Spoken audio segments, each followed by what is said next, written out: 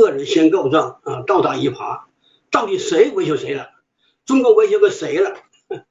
台湾是中国这个领土的一部分，那么你美国离台湾是1万多万里之外，你不让万里跑到中国，从大西洋跑到太平洋，从北美洲跑到亚洲来，你跑到我们台湾这个地方干什么？啊，到我们家门口来干什么？那我们在我们的家门口抵御外敌，抵御外侮，反击外部势力，我们侵略谁了？我们就没有自卫原则，就没有保卫我们领土这种完整的义务和责任吗？我们的权利吗？没有啊，所以这个说法完全是一种霸道行为。他做了坏事，侵略他国领土主权完整的事，他还认为他是多么正义，多么高尚啊！这种无耻的很啊，无耻的很。其实，美国政府很多人对佩洛西此次窜台是持保留态度的，而且佩洛西访台队伍当中并没有共和党人。但美方现在有人放话说共和党如果在中期选举之后控制了众议院，共和党的众议长也会率团窜台。这种可能性有多大？我们又将如何应对？刘先生，这种可能性是存在的。美方认为他们的国会是不能够代表美国政府的。如果共和党人担任了美国的新的众议长，他们是有可能继续采取所谓的独树一帜的方式来牵制民主党的总统。他们认为说这是所谓的三权分立的应有之义，但是最终这个可能的共和党的众议长能不能成型，还是要看美国政府的态度。我们大家也许还记得，当年佩洛西他要搭军方的飞机去德国开会，他走在去机场的半路上就被电话告知特朗普总统下令军方的飞机这个专机是不得起飞的。结果佩洛西只能灰溜溜的自己拎着行李回家去。所以共和党籍的众议长能否重演佩洛西窜访台湾的这样闹剧，最终还是要看美国总统的战略判断，他要如何利用这种动作来达到美国的目的。至于我方到时候将采取什么种方式来应对这个问题，我看还是要看那个时候的中美关系的大气候。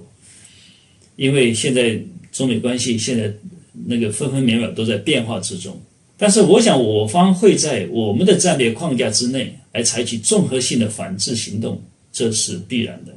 对于其他一些国家的政客的跟风之举，中方会如何做出反应呢？刘先生，其实在西方国家的政治文化当中，国会与政府确实是有所区别的。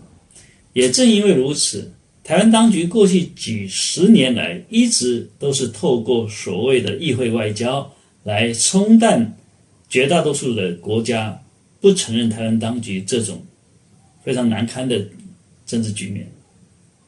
台湾当局所谓的议会外交也基本上是透过给相关国家的国会议员金钱，甚至给国会议员的助理金钱的方式来笼络这批人。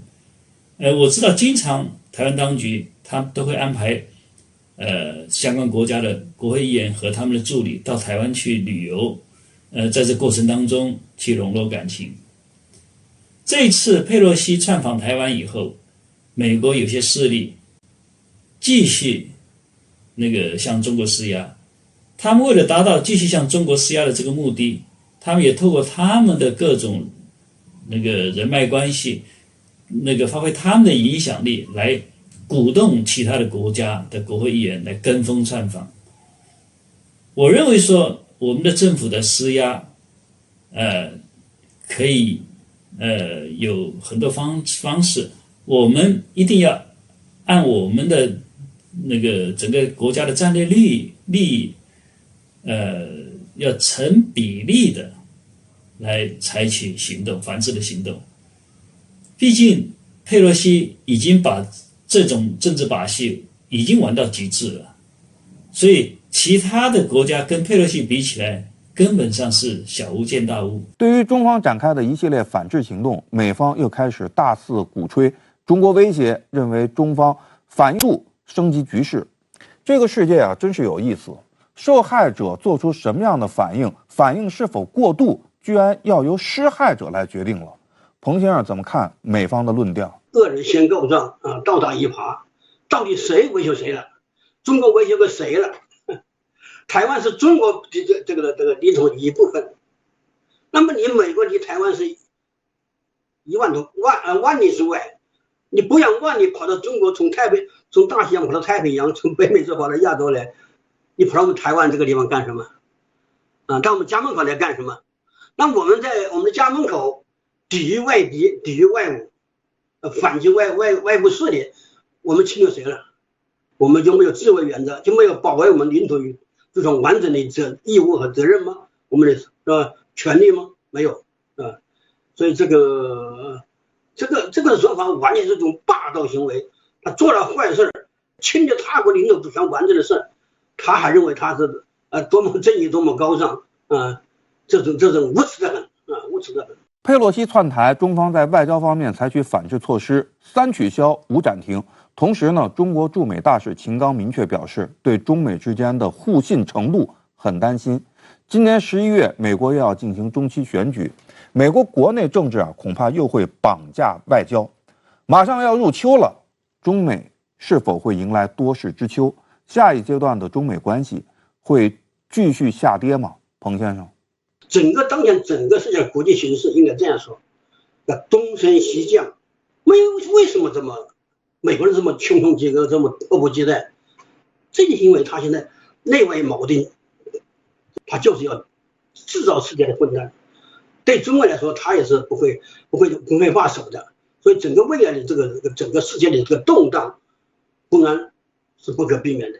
所以我们要高度警惕，在这一个动荡条件下，美国他们的进行战争挑衅的这个可能性比过去大大增加了。我们不能马屁，我们要高度警惕。最近的国际政治气候极度的反常，一股邪恶的政治力量正在聚集当中。我们都知道，秋天的台风破坏力往往都是极其强大的。中美已经迎来了多事之秋，我非常担心，今年11月前后会有一场政治性的秋台袭击中美关系。中美的各行各业都要关紧门窗，加固好自己的招牌，甚至储备好各种资源，准备抗灾。下一阶段，中美关系能否止跌，甚至是止跌回升，考验的是中美双方的共同智慧。大陆的立场是很清楚的，就是说总是还是伸展出一个合作的一个意愿跟态度了。主要是美国就是美国现在把中国当做一个战略竞争的对手在经贸了、科技了、外交了，甚至在地缘方面包括像打台湾牌这些呢，都不断的来向中国施压也做出伤害中国利益的一个事情美国如果能够从这一次的军演了解到这个双方这种关系的一个敏感性以及现在的一个紧张性如果美国是不愿意让这个关系继续恶化下去，能够调整它的一个政策的话，那我觉得中美关系当然还是能够恢复到至少在竞争当中呢还有合作的一个状态。